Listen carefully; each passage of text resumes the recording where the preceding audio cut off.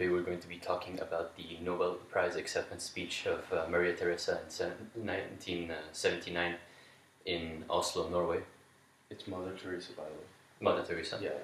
Still. And we'll be talking about one question, which is how do people propagate ideas and ideologies through power? So before we start answering that question, we should get some background info, context, purpose, audience, and theme of this speech. Most of the purpose of the speech is about loving people in general and helping out the poor and moral issues in the West. But there's another big main theme, which is against abortion. That abortion is anti-abortion.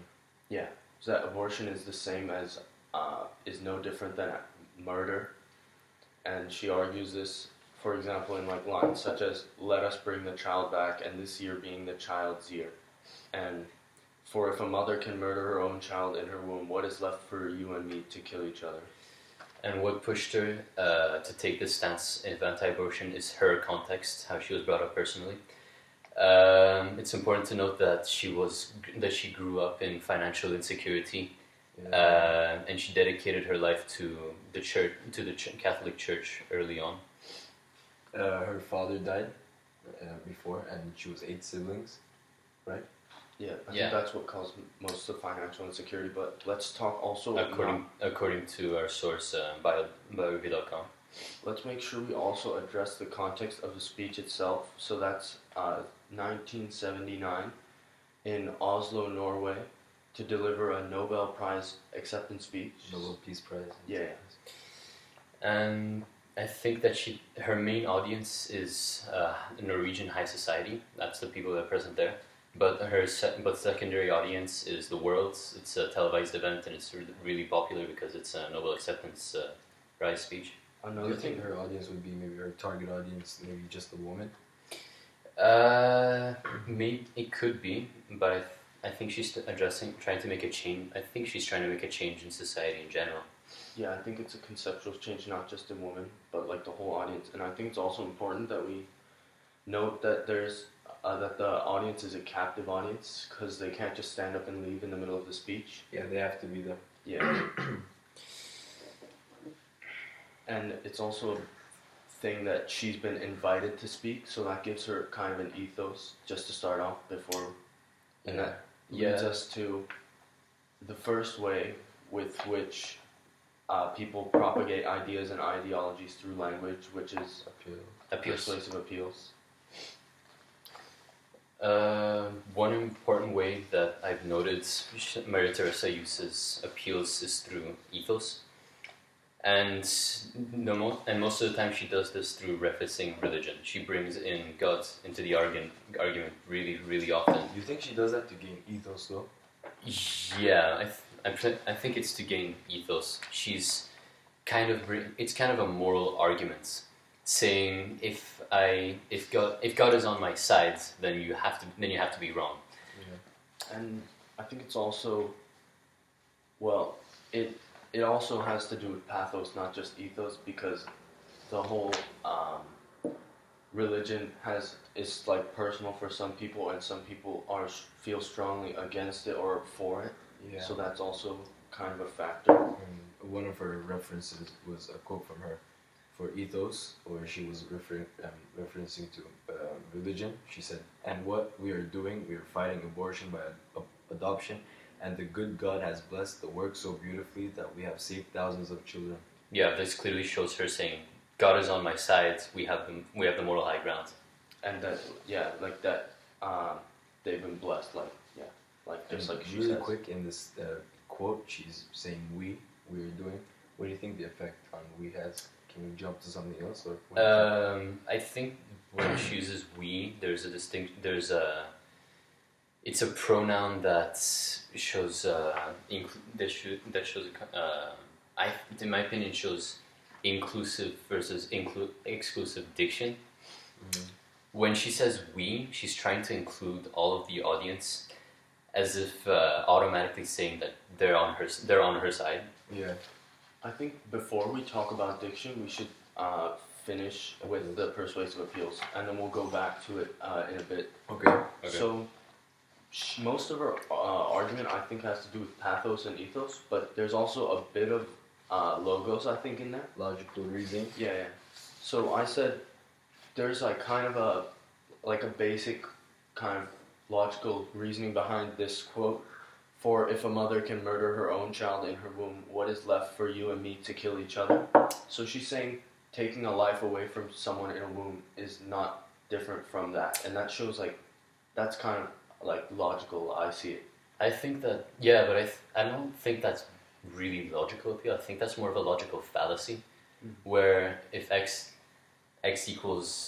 leads to y, so y leads to x. I'm not sure. It might be. I'm not sure if it's a logical appeal, but it really seems like she's trying to appeal to common sense. Mm-hmm. Like she's breaking it down to something really simple. Yeah, she's pulling you in it because she's saying me and you. Like if it's like me and you killing each other, she makes it really personal. That's also important. The diction that we're going to talk about later on. So what do you think is the effect of her use of logos and ethos? Because that's what we've talked about so far. I think logos helps our ethos build up more. We're giving logos. I don't know. Because it makes sense to the audience. Yeah. I think so. Yeah. And the effect of her ethos, I think is, we probably talked about it a bit, but yeah. It basically just makes people feel bad for not being on her side. Even if they aren't religious, I Isn't feel, that because it's kind of it's kind of intimidating. Mm-hmm. Even if, especially because she's a really frail old woman who's talking kind of slowly, and I think that her religious message really makes her seem much stronger than she seems on the outside. Yeah, I think her being like old brings out her ethos as well, because you can't really disagree with an old lady, you know. Yeah, that's true. That's you true. feel like empathy for them. And pathos. So, let's see. She I think mostly uses pathos to make the audience feel guilty for because I mean I guess Norway is like a kind of like a progressive kind of country, so they probably have abortion like not often, but like not so much against it there. Scandinavian country. And so she makes them feel really guilty for it. And since she has a captive audience, she's able to do this. And this is really shown in the quote. I feel one thing I want to share with you all. The greatest destroyer of peace today is the cry of the innocent unborn child. Yeah, that's really drawing a vivid imagery. She's again, it seems a little bit like a logical fallacy saying, well, I mean, that would be personal opinion, but she's saying, that abortion is murder, and those two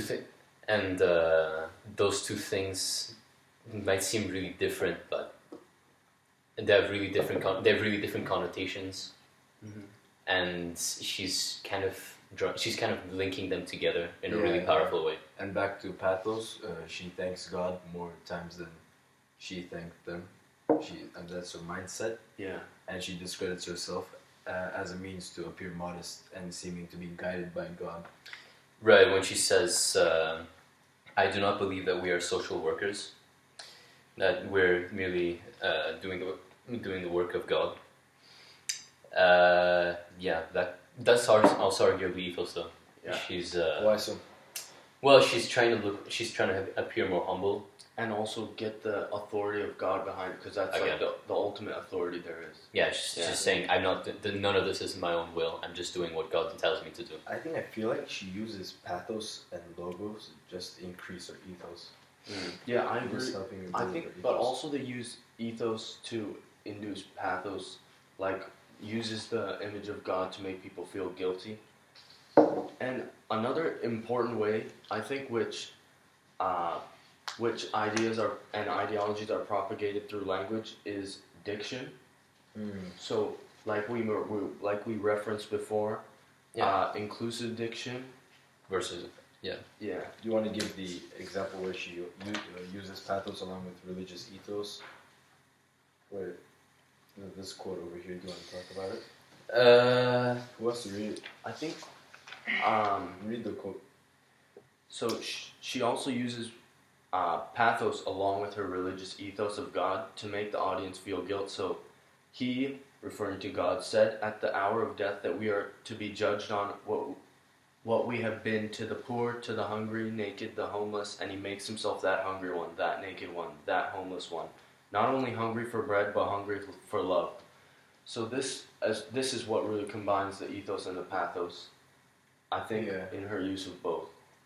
And the effect is that it really I think her main use of persuasive appeals is to make people feel guilty, and that makes them want to agree with her. Yeah. Yeah, so moving into diction, again here she says we are being judged at the hour of death. Yes.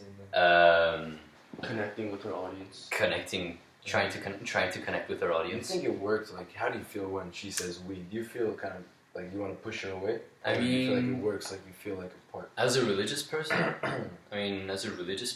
it can be effective, and even as a non-religious person, it can be effective because the idea of death, her mentioning death, is really powerful. Yeah. It can really scare people, even if it is coming from a frail old woman again.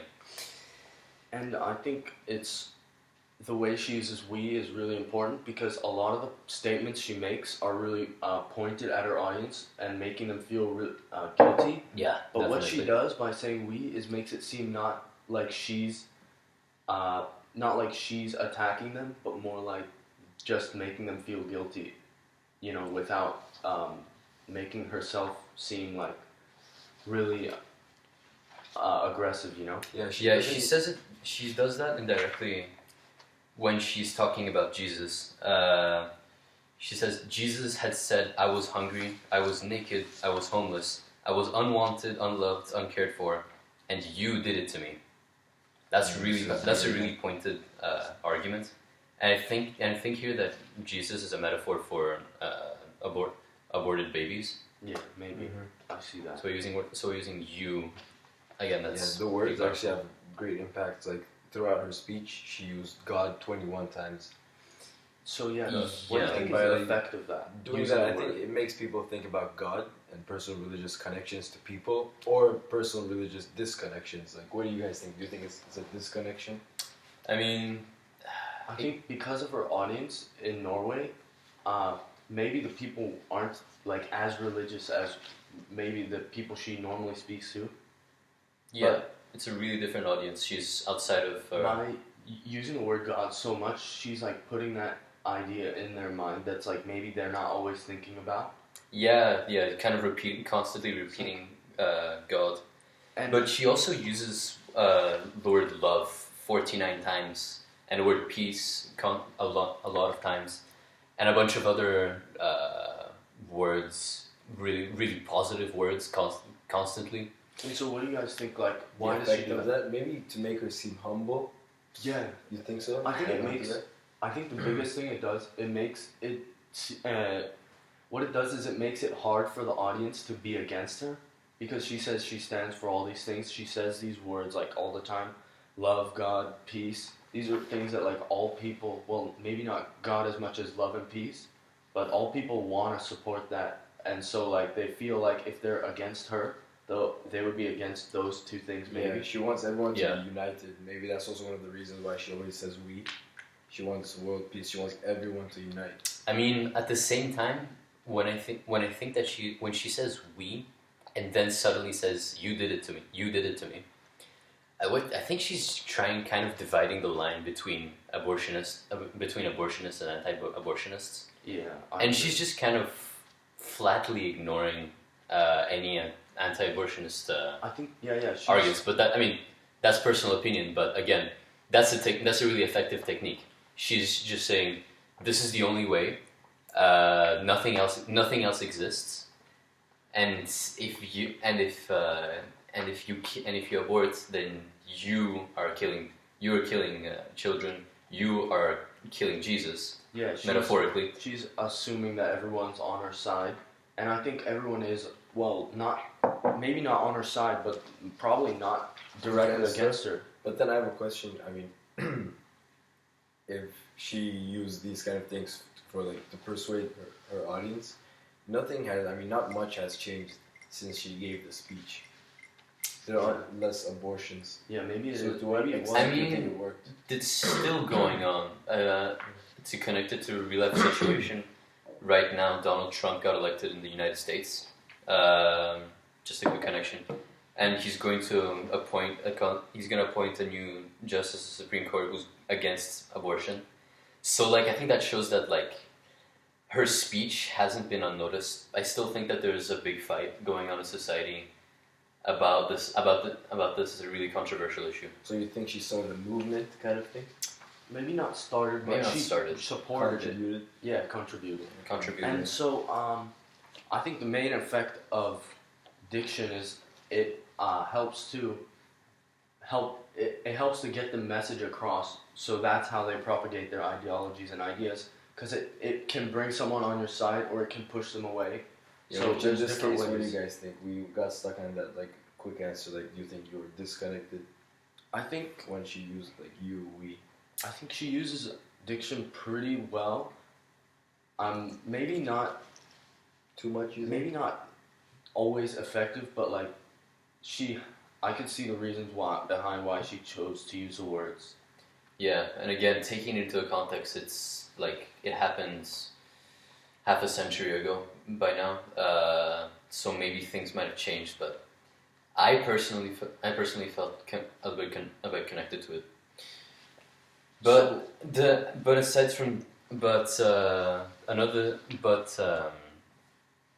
yeah, when so in diction she's using these words to get everyone on her side. But I feel like when her use of structure is really, really interesting because she looks like she's trying to convince people who might not be on her side through I call it brainwashing. She has a really, really long speech. A lot of the times she's repeating what she says in lists. She gives personal stories. Yeah, in the first 2 paragraphs, she thanks God in many different ways. Yeah, she keeps thanking God. And I think the thing that you call brainwashing is more like just hammering the same point in to like make it seem like so. I mean, you could argue that doing that is really effective, or maybe not, because what it does is it gives so many different examples of the same thing that it might seem like people might be overwhelmed by it, right? So they might not be able to actually take it in. I mean, if you listen to the sentence, the news was peace to all goodwill, and this is something that we all want, the peace of the heart. And God loved the world so much that he gave it to his son. It was a giving. It is as much of a giving, it is as much as if to say it hurt God to give.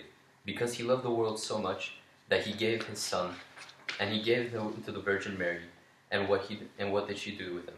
I mean, this is one sentence that spans 4 or 5 lines. And when you read it, she's constantly breaking the sentence, and she repeated he gave to his son twice, and yeah, it's just really hammering. It's just hammering in the message. Like with imagery, do you think she uses imagery for that as well, for like hammering messages? Well, I mean, I think we're talking about metaphorically hammering in the. I think the imagery helps, but maybe not as much as the long sentences. But it does give people like an idea, like a visual to think of.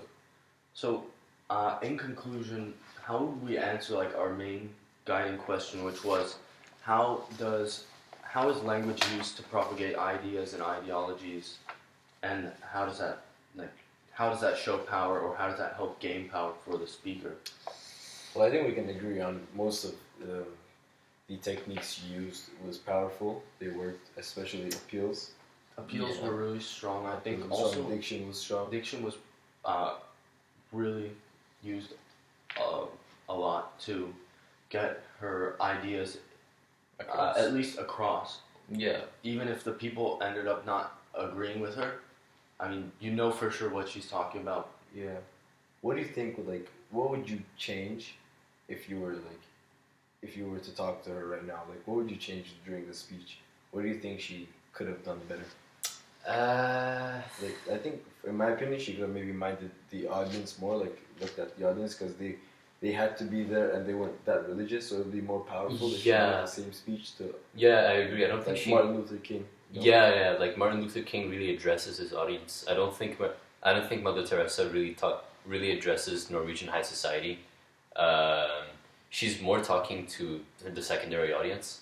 Mm-hmm. She's not really addressing Norwegians at all. Specifically, other than, well, yeah, she doesn't reference it directly, but she does say something like along the lines of the countries that allow abortion are like the poorest countries, and that's kind of like a jab at them without being, but a bit subtle. So I think we can all agree that this speech does propagate ideas and ideologies through language, and also like the main message, the content of the speech, and that gives like power to the speaker, I guess.